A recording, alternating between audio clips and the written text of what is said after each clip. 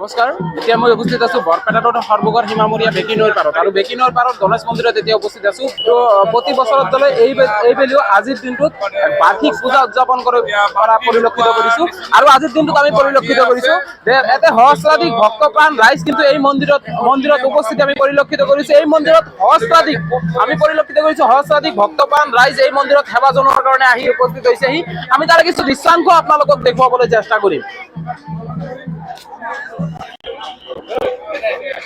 এনেকে সহস্ৰাধিক ভক্তপ্ৰাণ ৰাইজ এই মন্দিৰত সেৱা জনোৱাৰ কাৰণে আহি উপস্থিত হৈছেহি আৰু এই মন্দিৰ লৈ কিন্তু বহুতো কথা আছে। সকলোৱে কয় যে এই মন্দিৰত পূজা অৰ্চনা কৰি কিবা ভাল শুদ্ধ মনেৰে যি কামনা কৰে সেয়াই পৰিপূৰ্ণ হয়।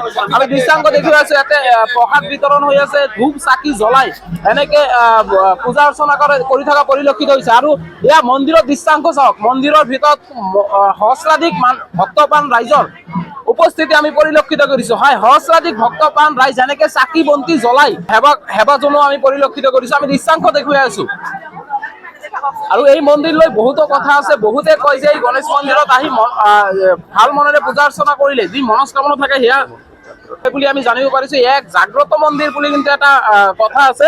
আমি এই মন্দিৰৰ দৃশ্যাংশ দেখুৱাই আছো। হয়, এনেকে আমি পৰিলক্ষিত কৰিছো যে সহস্ৰাধিক ভক্তপ্ৰাণ ৰাইজ আজিৰ এই দিনটোত ইয়াতে সেৱা জনোৱাৰ কাৰণে আহি উপস্থিত হৈছেহি। আমি সহযোগী কেমেৰামেনৰ সৈতে দৃশ্যাংশ দেখুৱাই আছো।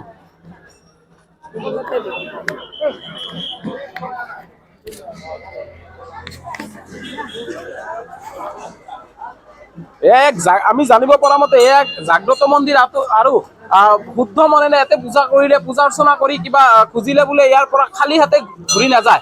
আমি এয়া কিন্তু জানিব পাৰিছো। হয়, আমি এই মন্দিৰ কমিটিৰ কিছু মানুহৰ পৰা এই মন্দিৰ পৰিচালনা সমিতিৰ কিছু মানুহৰ পৰা এই মন্দিৰৰ বিষয়ে আৰু দুআষাৰ কথা জানিবলৈ চেষ্টা কৰিম। আমাৰ লগত আছে এই মন্দিৰ পৰিচালনা সমিতিৰ সভাপতি। আমি ডাঙৰীয়াৰ পৰা কিছু কথা এই মন্দিৰৰ বিষয়ে সবিশেষ জানিবলৈ চেষ্টা কৰিম। কি ক'ব আজি আপুনি এই পবিত্ৰখনত? ধন্যবাদ, নমস্কাৰ জনাইছোঁ আপোনালোকক। এই পবিত্ৰখনত আজি গণেশ চতুৰ্থী। আমি প্ৰতি বছৰে এই দিনটোতে আপোনাৰ এই গণেশ চতুৰ্থী পূজা আপোনাৰ উদযাপন কৰোঁ এই বেকী নৈৰ পাৰত শ্ৰী শ্ৰী গণেশ মন্দিৰত। আপোনাৰ এতিয়া ৰাতিপুৱা আপোনাৰ 6 বজাত আপোনাৰ উষা প্ৰসংগ হৈ আপোনাৰ ধৰ্মীয় ৰীতি নীতিৰে আপোনাৰ পূজাৰীয়ে পূজা পাঠ কৰিছে। তাৰপিছতে আপোনাৰ পুৰোহিতে আহি পুৰোহিতৰ আপোনাৰ বাক্য উচ্চাৰণ কৰি তেওঁ মন্ত্ৰ উচ্চাৰণ কৰি তেওঁ আপোনাৰ হোম যজ্ঞ কৰিছে। হোম যজ্ঞ কৰাৰ পাছতে অগণন ভক্তই লানি নিচিঙা হৈ পেলাই তেওঁৰ পৰা আপোনাৰ ফট লৈ পেলাই ভক্তবিলাকে ফট লৈ আছে আৰু আমাৰ ইপিনে প্ৰসাদ বিতৰণ কেন্দ্ৰত প্ৰসাদ বিতৰণ হৈ আছে। এতিয়া আমি 12 বজাৰ পৰা সিদ্ধ প্ৰসাদ বিতৰণ কৰিম আৰু তাৰপিছতে আপোনাৰ সন্ধিয়ালৈ আপোনাৰ এনেকৈ আমাৰ লানি নিচিঙা ভক্তৰে আপোনাৰ গণেশ মন্দিৰত আপোনাৰ ভক্তসকল আপোনাৰ উপস্থিত হৈ থাকিব ৰাতি 8-9 বজালৈকে। ধন্যবাদ, নমস্কাৰ। মই আৰু এটা কথা আপোনাৰ পৰা জানিব খুজিম। এই মন্দিৰলৈ এটা কথা আছে যে শুদ্ধ মনেৰে পূজা কৰিলে এই মন্দিৰৰ পৰা কোনো খালী হাতে ঘূৰি যাব নালাগে। এই সম্পৰ্কে আপুনি কি ক'ব? এই সম্পৰ্কে এইটো আপোনাৰ বনাই লোৱা মন্দিৰ নহয়। এই আপোনাৰ গণেশ বাবা ইয়াতে এইডাল গাছৰ তলতে আপোনাৰ 1994 চনত আৱিৰ্ভাৱ হৈছিল। এজন আপোনাৰ পণ্ডিতে এই কথাখিনি অৱগত কৰিছিল আৰু তেওঁ ৰাইজৰ আগত কোৱাত আমি ৰাইজ আহি পেলাই সেই বস্তুটো আমি উদ্ধাৰ কৰিছিলোঁ। তাৰ পাছতে ইয়াতে সেই হিচাপে গণেশ আপোনাৰ মন্দিৰ আপোনাৰ ইয়াত উদ্ভাৱন হ'ল আৰু তেতিয়াৰ পৰাই আমি ইয়াতে স্থাপন কৰিলোঁ সৰুকে। এতিয়া আহি আপোনাৰ এই 2024 চনত আপোনালোকে দেখিছে ইমানলৈকে আগবাঢ়িছে।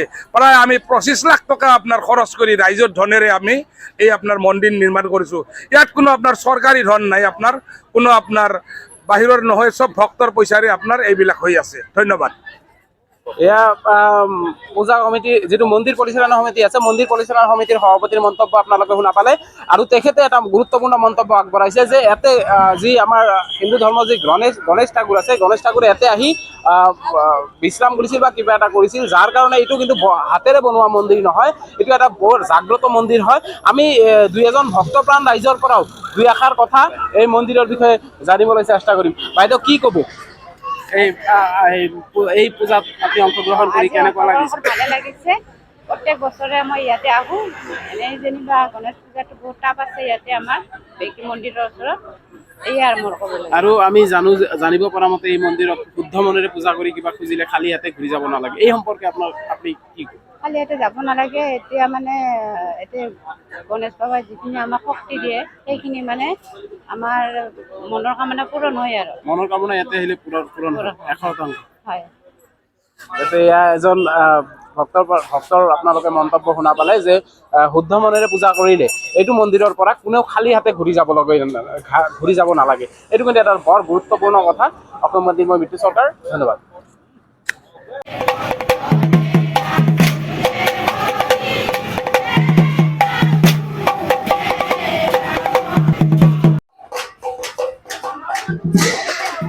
আজিৰ এই পূজাত অংশগ্ৰহণ কৰি ভালে লাগিছে।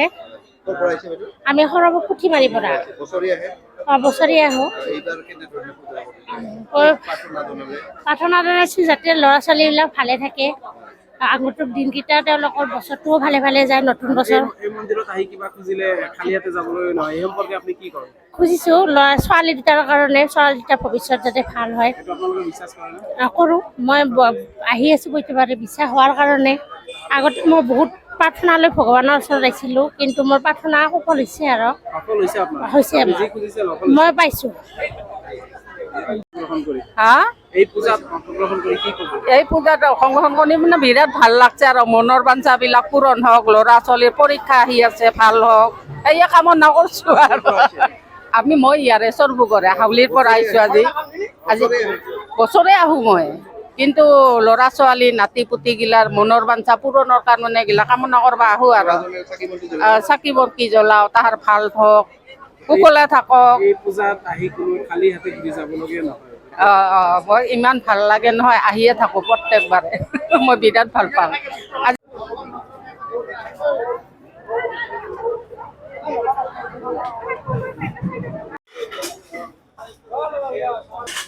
1994 পৰা আপুনি ইয়াতে ৰন্ধা বঢ়াৰ কাম কৰি আছে? হয় হয়, আচলতে মোৰ ঘৰ নলবাৰী। মই এই ইৰিগেশ্যনত চাকৰি কৰা হয়। এতিয়া আমি ইয়াতে এই গাড়ীখন ইয়াতে ৰাস্তাত বছৰ বছৰ গাড়ী এক্সিডেণ্ট হয়। আমি তাৰ পৰা দৌৰা দৌৰিকৈ আহি মানুহক জেক লগে চাবোন লগে আনি বাহিৰ কৰোঁ। পিছত আমাৰ ষ্টাফৰে এজনে ইয়াতে ছাতি দিয়াৰ পিছত গাড়ীবিলাক লাহে লাহে যায় আৰু ইয়াতে এটা সেৱা কৰি যায়। সেই দিন ধৰি আমি ষ্টাফেই প্ৰথমতে নদীৰ পৰাই শিল বালি আনি বান্দৰৰ নিচিনাকৈ ইয়াতে এই অনুষ্ঠান কৰিছিলোঁ। তাৰপিছত লাহে লাহে আঞ্চলিক ভিত্তিত আহি বৰ্তমান এই পৰিৱেশ পাইছে।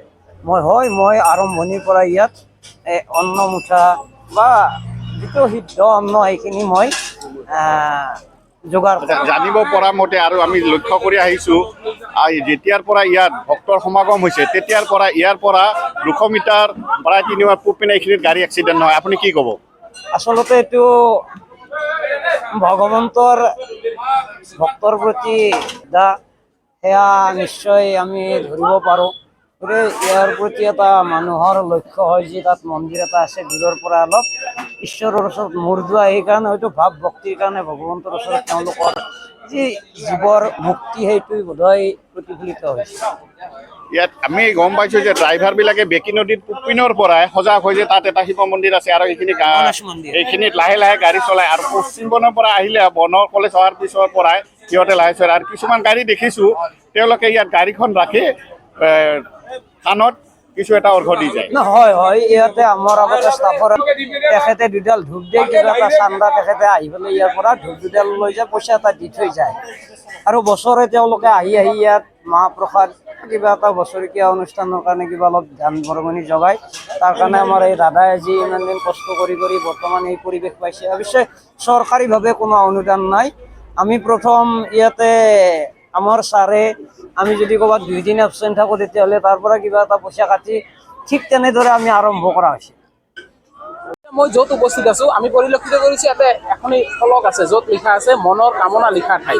আৰু ইয়াতে আমি পৰিলক্ষিত কৰিছোঁ সকলোৱে ভক্তসকলে কিন্তু এই জেগাখিনিত কিবা নিজৰ মনৰ কামনাবোৰ লিখি আছে। আমি দুই এজন মানুহৰ পৰা এই ঘটনাটোৰ বিষয়ে জানিবলৈ চেষ্টা কৰিম। বাইদেউ 1 মিনিট। আমি পৰিলক্ষিত কৰিছোঁ যে ইয়াতে আপুনি কিবা মনৰ লিখিছে, মনৰ কামনা লিখা ঠাইখিনিত কিবা লিখিছে। লিখিছোঁ। কিমান বিশ্বাস কৰে এইবিলাকত?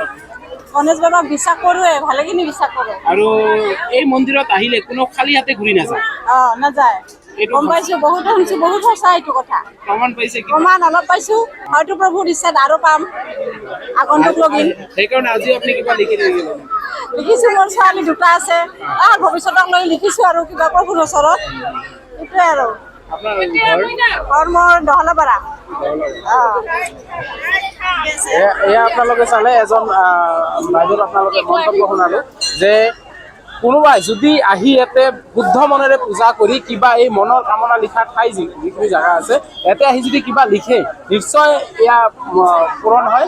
কোনেও খালী হাতে এইটো মন্দিৰৰ পৰা বা এই দেৱালয়ৰ পৰা কোনেও খালী হাতে ঘূৰি নাযায়। এইটো কিন্তু এটা বৰ গুৰুত্বপূৰ্ণ কথা। আমি এই আজিৰ যিটো গণেশ পূজাৰ কিছু দৃশ্যাংশ আৰু আপোনালোকক সহযোগী কেমেৰামেনৰ সৈতে দেখাবলৈ চেষ্টা কৰিম।